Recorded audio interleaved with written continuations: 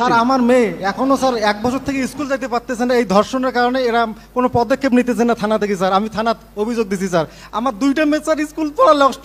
এই রাশেদে চাই আমার প্রকাশ্য আসামির ভূমিকায় আমাকে মিথ্যা মামলা দিবে, আর আমাকে মিথ্যা মামলায় ফাঁসি দিয়ে স্যার 50,000 টাকা ঘুষ খেয়েছে। আমার মেডিকেল রিপোর্ট ওনারটা আছে স্যার, স্যার এই এটা মেডিকেল কোনোভাবেই রিপোর্ট সঠিক না ধর্ষণ স্যার, ওনারটা আমরা আছে স্যার। উনি পুলিশের দায়িত্ব প্রকাশ্য পালবার ঘুষ সময় খেয়েছে স্যার স্যার, কোনোভাবেই আমাকে মারতে পারি হুমকি না দেয়। স্যার। আচ্ছা শুনেন, হ্যাঁ, স্যার মানেন আর না মানেন, এই অশ্রু কিন্তু আপনার সরাসরি আপনার উপরে পড়বে।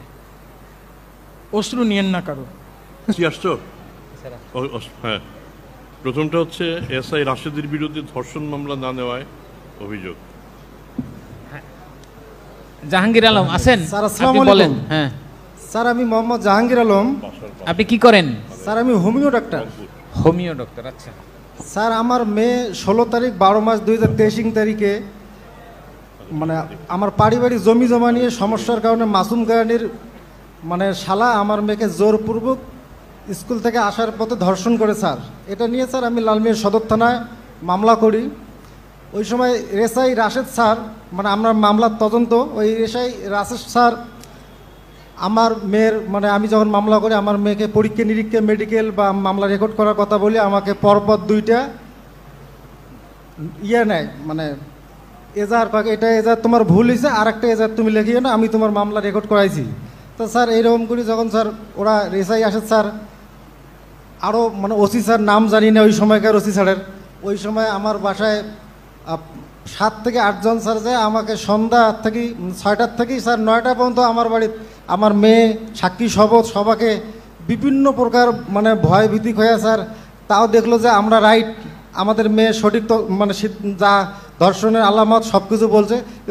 স্যার মামলা রেকর্ড করার কথা বলিয়ে স্যার আমাকে থানায় ডাকায় পরের দিন, কিন্তু স্যার আমার মেয়ে আর আমি লালমিয়া সদর থানায় আসিয়ে স্যার আমরা 6টার থেকেই স্যার 6টার সময় ডাকায় সন্ধ্যা 6টার থেকে স্যার আমি রাত 11:30 পর্যন্ত ওই লালমিয়া সদর থানায় থাকি।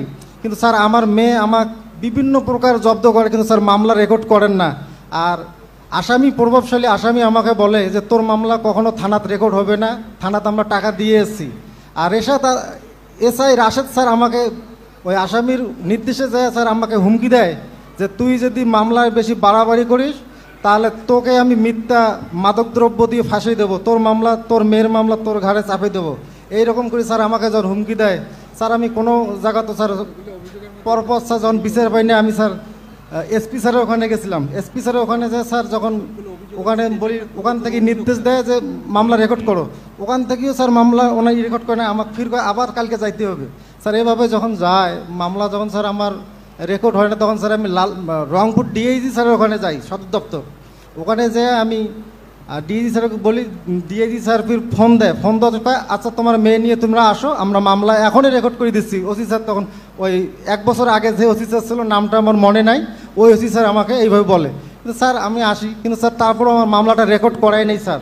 আর স্যার আরেকটা স্যার আমার মেয়ে স্যার ওই দিন থেকে স্যার শুরু করি এখনও স্যার মানে পারিবারিক জমি জমা নিয়ে সমস্যা থাকার কারণে মাসুম গায়ানি স্কুলের প্রধান শিক্ষককে বলছি স্যার 1 বছর থেকে স্যার আমার 2টা মেয়ের লেখাপড়া বন্ধ স্যার, আমি বিচার দিছি। এবার আমরা শুনি আমার ওসি সাহেব কি বলেন। রাশেদ কি আছেন? স্যার রাশেদ আছে, এসআই রাশেদ এই সম্পর্কে বলবে। স্যার স্যার এটা আমি জয়েন করেছি এই থানায় মাত্র 3 মাস হয়েছে। ওনার অভিযোগটা হচ্ছে 23 সালের স্যার, প্রায় 1.5 বছর আগের অভিযোগ। তো সেই সময় আমি স্যার যে নথিপত্র দেখেছি স্যার সেখানে উনি 22 সালে একবার ওনার মেয়ের ধর্ষণের বিষয় এবং অপহরণের বিষয়ে একটি মামলা করেছে, সেই মামলাটি রেকর্ড হয়েছে 22 সালে। সেই মামলাটা তদন্ত করে তৎকালীন তদন্তকারী কর্মকর্তা এটা ফাইনাল রিপোর্ট তথ্যগত ভুল দিয়েছে, পরবর্তীতে তিনি নারাজি দিয়েছেন, সেই মামলাটা সিআইডিতে স্যার তদন্তাধীন আছে স্যার। আর পরবর্তীতে তিনি আর একটা অভিযোগ দিয়েছেন, এই অভিযোগটা দিলে আমাদের মানে তদন্তকারী কর্মকর্তা ঊর্ধ্বতন পুলিশ অফিসার সুপারভাইজিং অফিসার ওনার অভিযোগটা সত্যতা যাচাই করার জন্য প্রাইমারি ইনকোয়ারি করার জন্য স্যার এলাকায় যান, এলাকায় গিয়ে এটার সত্যতা না পাওয়ায় এটা থানায় এসে জিডি করা হয়েছে স্যার, সে জিডি নাম্বারও আমাদের কাছে আছে স্যার, এবং এটা আদালতকে অবহিত করা হয়েছে স্যার। তো এই সংক্রান্তে পরবর্তীতে স্যার উনি একটা গত কয়দিন আগে একটা জিডি করেছেন থানায়, একটা দরখাস্ত দিয়েছেন। যে ওনার জায়গা জমিকে কেন্দ্র করে ওনাকে হুমকি দুমকি দিচ্ছে, সেখানের মধ্যে উনি ওনার এই মেয়ের কথা বলেছেন। সেটা আমি জিডি করেছি স্যার, জিডি নাম্বার এখানে আছে, এবং আমি তদন্তকারী কর্মকর্তা নিয়োগ দিয়েছি। আদালতে আমরা সেটা পারমিশন চেয়েছি স্যার তদন্তের জন্য স্যার। আর ওনার বিষয়ে স্যার যদি একটু অনুমতি দেন আর একটু বলবো, রাশেদ একটু বলবে। স্যার আসসালামু আলাইকুম স্যার, আমি এসআই রাশেদুল ইসলাম, সদর থানায় কর্মরত আছি স্যার। স্যার এনার অভিযোগের বিষয়ে স্যার আমি যখন প্রথম ওখানে গেছি স্যার, তো যাওয়ার পরে স্যার আমার কাছে একটু এলোমেলো, ঘটনার বিষয়টা এলোমেলো হওয়ার কারণে স্যার আমি ফিরে এসে তৎকালীন OC sir Omar Faruk sir ছিলেন, স্যারকে অবগত করি স্যার। স্যারকে অবগত করার পর স্যার সম্ভবত সার্কেল স্যারকেও বলছে। পরে স্যার ওই দিনকে তার পরের দিন স্যার আমরা সন্ধ্যায় সার্কেল স্যার সহ তৎকালীন ওসি স্যার সহ আমরা স্যার ওই পিওতে যাই স্যার। ওনারা ওখান থেকে পরিদর্শন করে এসে সবার কাছ থেকে শুনে এসে ওসি স্যার একটা জিডি করে স্যার থানায়। সে জিডি নাম্বার স্যার বলতে পারবো স্যার 997, তারিখ হলো 20/1/24 স্যার। আর স্যার ওই সময় উনি পরপর 3টা অভিযোগ করে স্যার, 3টার ঘটনার তারিখ সেম স্যার। ঘটনার যে সময়টা, একটাতে আছে রাত 2টা 5, দুইটাতে আছে রাত 2টা 5, একটাতে আছে রাত 2টা 30। রাত 2টা 30-এ যে স্যার অভিযোগ করা আছে, সেই অভিযোগে স্যার বলা আছে তার মেয়েকে স্যার ওই পূর্বের যে মামলাটা হয়েছিল স্যার, ওই নারী নির্যাতন মামলাটা 7/9 সেই মামলার যে আসামি, মূল আসামি নূর মোহাম্মদ স্যার, এই নূর মোহাম্মদ এবং সাথে তার একজন সহযোগী আনসার আলী, এই দুজন নাকি তার মেয়েকে ধর্ষণ করছে স্যার। রাত 2টা 30-এর ঘটনা। এবং স্যার 2টা 5-এর যে ঘটনাগুলো ছিল স্যার, এই ঘটনা স্যার এলাকার অনেক লোকের বিরুদ্ধে অভিযোগ করছে যে তাকে মারতে গেছে, তার গলায় ছুরি ধরছে, এইভাবে বেশ কয়েকটা অভিযোগ করেছে স্যার। মামলা নিতে সমস্যা ছিল কোথায় সেটা আগে বলো।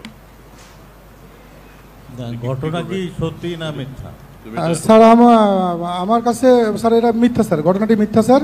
আমার কাছে সন্দেহাতীতভাবে এটা হয় স্যার। আমি পরে ওসি স্যারকে অবগত করি স্যার, তখন তৎকালীন যে ওসি স্যার ছিলেন ওমর ফারুক স্যার, আমরা শুনলাম এটা তাকে অবগত করি স্যার। পাওয়া যায় না সাক্ষী প্রমাণ ছিল না স্যার, কোনো সাক্ষী প্রমাণ নাই স্যার। রিসেন্ট একটা ঘটনাও ঘটে গেছে স্যার। এরপরে জনৈক মমিন স্যার এখানে সম্ভবত আছেন। এই মমিন স্যার, একটা ওনার জমি নেবে স্যার। একটু থামেন। এটা রিইনভেস্টিগেট স্যার আমার কাছে মেডিকেল রিপোর্ট আছে স্যার। থামেন। সাক্ষী প্রমাণ পাচ্ছেন না ধর্ষণের। মানুষ কি গরু বাছুর যে রাস্তাঘাটে ওপেনলি ধর্ষণ করবে একে অপরকে? এটা আপনার চরম পেশাগত ব্যর্থতা। যেখানে ধর্ষণের মতো একটা অভিযোগ, বাবা তার সন্তানকে নিয়ে, কন্যা সন্তানকে নিয়ে ঘুরছে, কেমন থানা আপনারা এই সিনেমেটিক একটা পরিবেশ তৈরি করে রেখেছেন? এটা ঠিক না। এটা আমাদের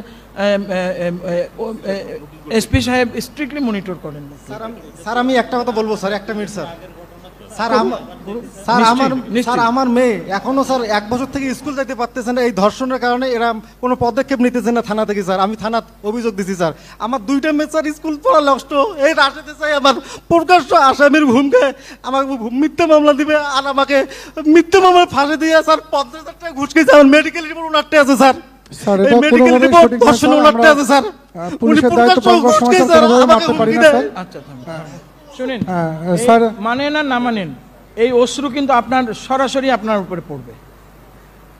অশ্রু নিয়েন না কারো স্যার। ইনশাআল্লাহ স্যার, অবশ্যই স্যার। আর একটা কথা বলার ছিল স্যার আমার স্যার। বিশেষ করে বর্তমানে যে এসপি সাহেব আছেন এখানে, আলহামদুলিল্লাহ একজন ইমানদার মানুষ। সংসারে এরকম মানুষের এখনো বড় আকাল আছে। আপনারাও শুধরে যান। অতীতে যা করেছেন শুধরে যান। কমিটি গঠন করে দিই স্যার, করে আমি এটার ফার্দার একটা তদন্ত করে আমি ব্যবস্থা নেব স্যার।